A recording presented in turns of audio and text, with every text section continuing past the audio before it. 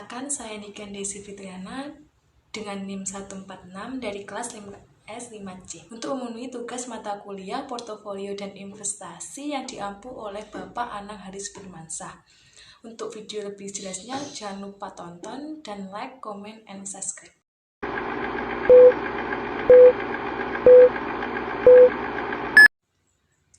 Di video kali ini saya akan menjelaskan apa itu tentang investasi, analisis teknikal dan fundamental dari suatu investasi saham maupun obligasi, dan saya akan menjelaskan tentang obligasi korporasi. Untuk itu, tonton terus penjelasan materi dari saya. Apa sih investasi? Di era sekarang ini, semua orang sudah melakukan investasi. Investasi sekarang ini sudah menjadi hal yang banyak dilakukan di kalangan orang-orang. Banyak orang melakukan investasi, dari orang dewasa maupun mahasiswa juga sudah terjun dalam investasi. Sebenarnya, apa itu investasi? Investasi merupakan kegiatan penempatan dana pada satu tempat atau lebih dari suatu jenis aset selama periode tertentu dengan tujuan untuk mendapatkan penghasilan dan peningkatan nilai. Dalam investasi juga terdapat jenis-jenis. Yang pertama ada saham dan obligasi. Selanjutnya saya akan menjelaskan materi tentang pengertian dari analisis teknikal dan fundamental dari suatu saham. Analisis teknikal merupakan analisis yang menggunakan jenis chart dan melihat pola yang terjadi. Misalnya candlestick, trend line, dan lain-lain. Selanjutnya, apa itu analisis fundamental? Analisis fundamental merupakan analisis yang menggunakan informasi atau berita. Misalnya laporan ekonomi, isu politik, dan faktor-faktor lainnya yang mempengaruhi nilai suatu aset. Dalam trading komoditi, analisis fundamental mengevaluasi suatu komoditi melalui observasi terhadap nilai-nilai intrinsik dari komoditi tersebut. Tentang analisis teknikal dan fundamental pada saham dari perusahaan TB dan perusahaan PLIN. Apa itu TB dan apa itu PLIN? Untuk lebih jelasnya, tonton video kali ini sampai habis. Selanjutnya saya akan menjelaskan perusahaan yang pertama, yaitu perusahaan TB atau PT Dana Brata Luhur Tbk. Apa itu perusahaan TB? Perusahaan PT Dana Brata Luhur Tbk merupakan perusahaan induk yang melakukan penyertaan modal pada proyek atau perusahaan infrastruktur. Memiliki beberapa anak perusahaan, yaitu PT Talenta Bumi yang bergerak di bidang infrastruktur, pertambangan, dan jasa pelabuhan. Perusahaan ini mengelola beberapa aset di Kabupaten Banjar dan Barito Kuala di Kalimantan Selatan. Profil perusahaan pada PT Dana Brata Luhur Tbk. Didirikan pada tanggal 26 Juni 2008 dengan kode industri A122. Sektornya ada energi, IDX-IC atau infrastruktur, ada utilitas dan transportasi. Dengan subsektor ada minyak, gas dan batu bara, ada jalan tol, pelabuhan, bandara, dan sejenisnya. Industri dalam perusahaan tersebut ada batu bara, subindustrinya ada distribusi batu bara. Analisis fundamental dari perusahaan PT Dana Brata Luhur Tbk. Pada perusahaan PT Dana Brata Luhur Tbk, analisis fundamentalnya yang pertama adalah list price atau harga terakhir. Harga terakhir dari perusahaan ini yaitu 745. Kemudian yang kedua ada share out. Share out adalah jumlah saham yang beredar, yaitu jumlah total saham suatu perusahaan yang telah diterbitkan dan dapat diperdagangkan di pasar, yaitu sebesar 1,3 B. Yang ketiga ada market cap atau kapitalisasi pasar, yaitu nilai dari pasar dari seluruh saham yang beredar dari suatu perusahaan, dihitung dengan cara mengalihkan harga saham terakhir dengan jumlah saham yang beredar, yaitu sebesar. sebesar 957,3 B. Kemudian ada cash flow atau arus kas, merupakan aliran masuk dan keluar uang dari suatu perusahaan, mencakup penerimaan kas dari penjualan, pembayaran biaya, investasi, dan lain-lain, sebesar 387,7 B. Di bawahnya ada total aset, merupakan jumlah total nilai aset yang dimiliki oleh suatu perusahaan dalam suatu periode tertentu, sebesar 1,1 T. Kemudian ada ST borrowing. ST borrowing yaitu pinjaman jangka pendek atau jumlah utang atau pinjaman yang harus dilunasi dalam waktu pendek, biasanya dalam 1 tahun, sebesar 98,1 B. Selanjutnya ada LT borrowing atau pinjaman jangka panjang, merupakan jumlah utang atau pinjaman yang memiliki jangka waktu pembayaran lebih dari 1 tahun, sebesar 15,5 B. Total di bawahnya ada total equity atau ekuitas total, merupakan nilai total kepemilikan saham dalam suatu perusahaan dihitung sebagai selisih antara total aset dan total kewajiban, sebesar 1,1 T. Kemudian ada revenue atau pendapatan. Total pendapatan atau penjualan yang dihasilkan oleh suatu perusahaan dari kegiatan operasionalnya, sebesar 611,9 B. Selanjutnya ada gross profit atau laba kotor, selisih antara pendapatan dan biaya produksi atau biaya barang yang dijual, sebesar 324,4 B. Selanjutnya ada operating profit atau pendapatan operasional, laba yang dihasilkan dari kegiatan operasional suatu perusahaan setelah dikurangi semua biaya operasional, sebesar 283,9 B. Kemudian ada net profit. Net profit atau laba bersih. Laba bersih yang diperoleh setelah mengurangkan semua biaya termasuk pajak, bunga, dan biaya lain-lainnya dari pendapatan total, sebesar 229 B. Kemudian ada EBITDA. EBITDA yaitu laba sebelum bunga, pajak, depresiasi, dan amortisasi. Ini merupakan indikator kinerja keuangan yang mengukur profitabilitas suatu perusahaan sebelum memperhitungkan elemen tertentu, sebesar 285,3 B. Selanjutnya ada interest expense. Interest expense yaitu biaya bunga yang harus dibayar oleh perusahaan atau utangnya, sebesar 5,8 B. Kemudian ada EPS, earning per share, laba bersih per lembar saham, sebesar 176,21. Kemudian ada PER, price to earning ratio, rasio harga saham terhadap laba bersih saham, sebesar 4,23x. Selanjutnya ada BVPS atau book value per share, yaitu nilai buku per lembar saham. Ini mengukur nilai per lembar saham berdasarkan nilai buku perusahaan, sebesar 866,58. Dan ada PBV atau price to book value, yaitu rasio harga saham terhadap nilai buku per lembar saham. Ini membantu mengukur seberapa mahal atau murahnya saham berdasarkan nilai buku perusahaan, sebesar 0,86x. Kemudian ada ROA, return on asset, rasio laba bersih terhadap total aset, sebesar 19,34%. Selanjutnya ada ROE atau return on equity, yaitu rasio laba bersih terhadap ekuitas. Ini mengukur seberapa efektif perusahaan dalam menghasilkan laba dari modal pemegang sahamnya, sebesar 20,57%. Kemudian ada EV per EBITDA, yaitu rasio nilai perusahaan terhadap laba sebelum bunga, pajak, depresiasi, dan amortisasi. Ini membantu menilai nilai relatif suatu perusahaan, yaitu sebesar 2,40. Kemudian ada debt per equity, yaitu rasio utang terhadap ekuitas.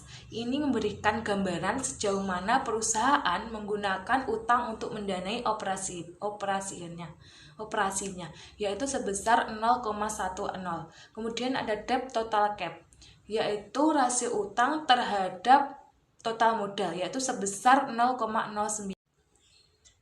Selanjutnya ada debt total cap, yaitu rasio utang terhadap total modal. Ini memberikan informasi tentang struktur modal perusahaan sebesar 0,09.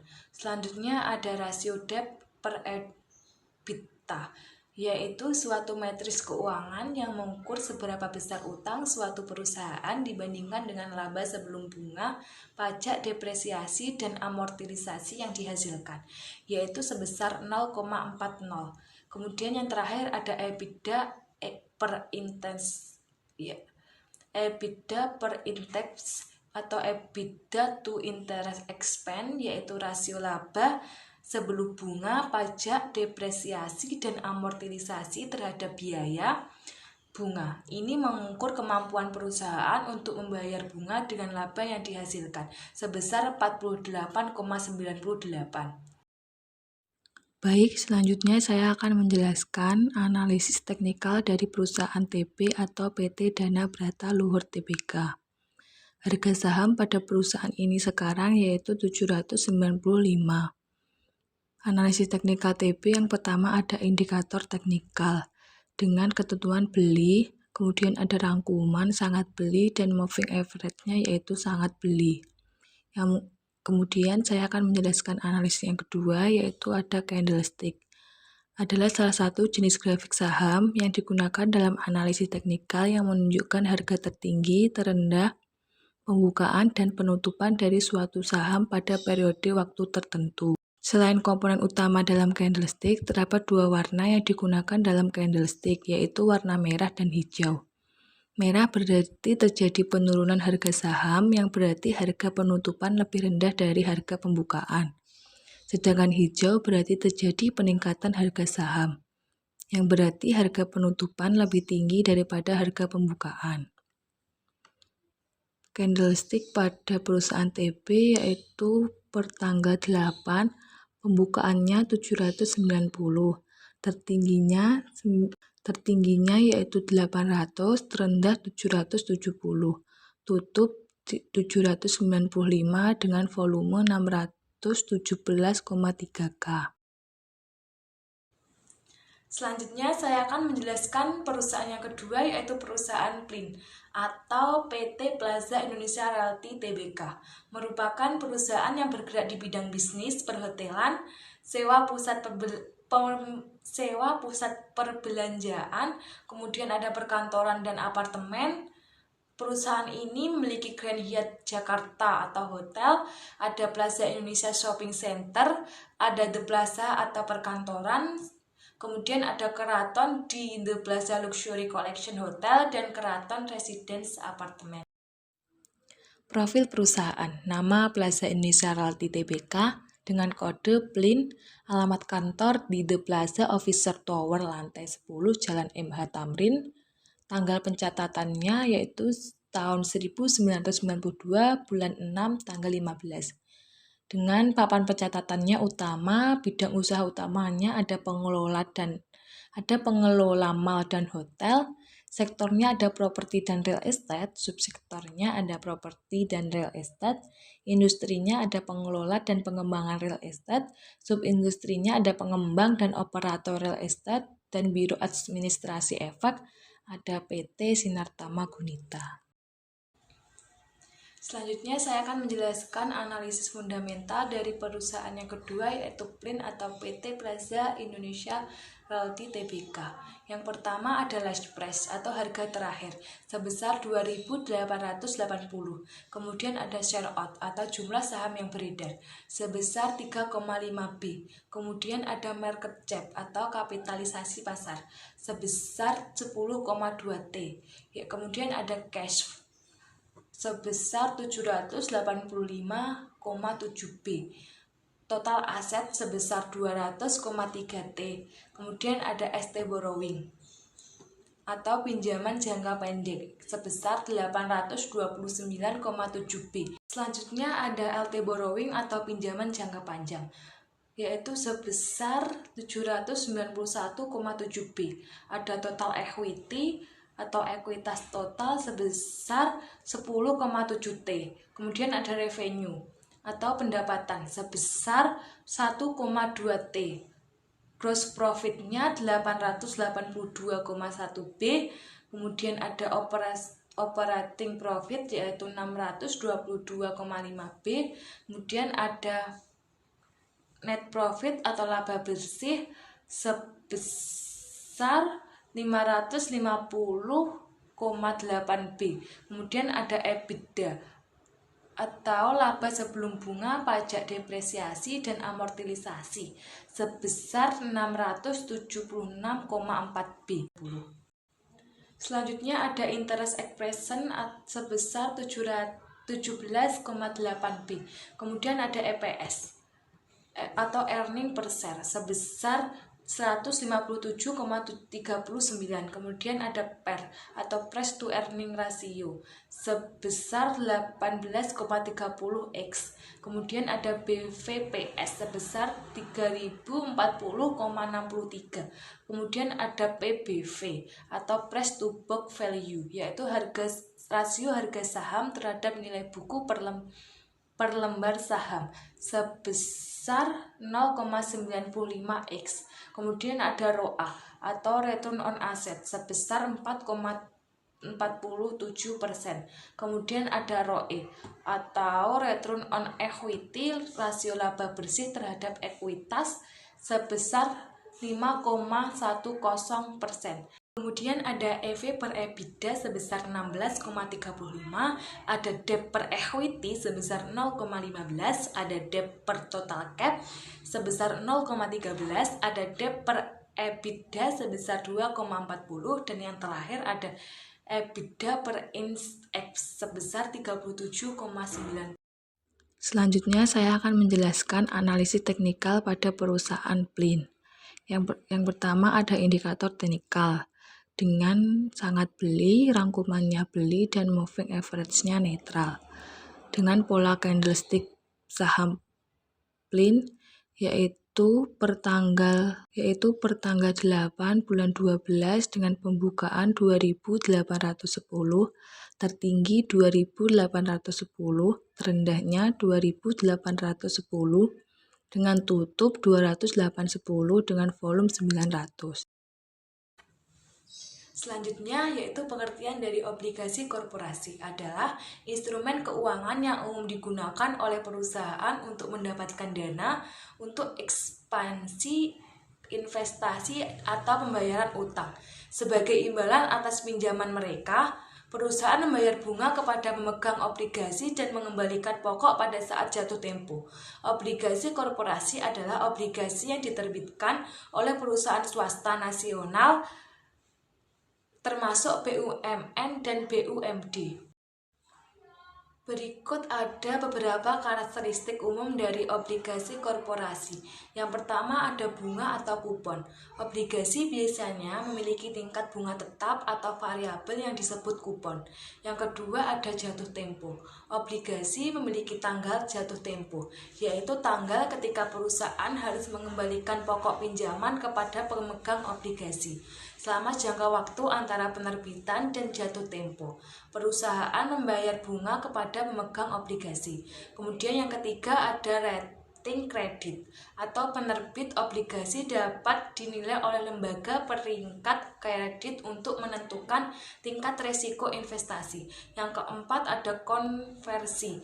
Beberapa obligasi korporasi memiliki opsi konversi, yaitu yang memungkinkan pemegang obligasi untuk mengubahnya menjadi saham perusahaan. Yang terakhir Dan yang terakhir ada pemegang utang prioritas, yaitu jika perusahaan mengalami kebangkrutan, pemegang obligasi memiliki klaim yang lebih tinggi terhadap aset perusahaan dibandingkan dengan pemegang saham biasa.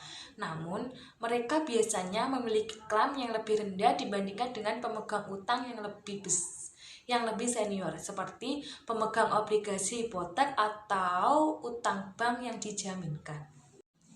Baik, demikianlah penyampaian materi yang sudah saya sampaikan. Ada kurang lebihnya dalam penyampaian materi, saya mohon maaf.